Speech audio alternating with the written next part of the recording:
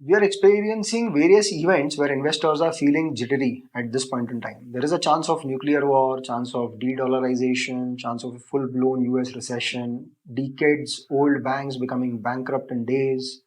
That too because of investment in US Treasury bonds. Continuous interest rate hikes, inflation, the list is endless. What should be done now by the investors? My answer is simple: invest. Obviously, in companies where the effects of these things will be minimal. To give you a perspective, we are not first time in this kind of a situation where the world macros is kind of uncertain. In 1720, South Sea Company, which was floated by the British Crown, went bankrupt.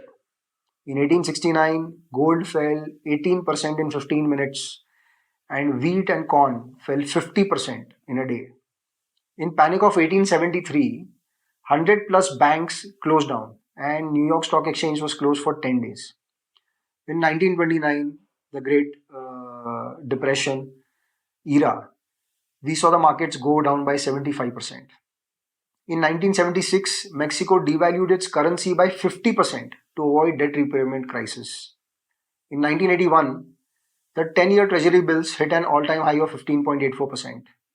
In 1998, the largest and the most successful hedge fund in the world, Long-Term Capital Management, failed and blew up $129 billion of investors' wealth. It closed down in spite of a government bailout. In 2001, we saw a 7% fall in the index in a single day. In 2008, Lehman Brothers lost $613 billion of investors' money when it went bankrupt. I don't mean to be negative, but I certainly hope that we should not see these things or parallel things on these lines. However, these shakeups are bound to happen in your investing journey, and you will get the eventual rewards only when you go through the tough times of being invested in the markets.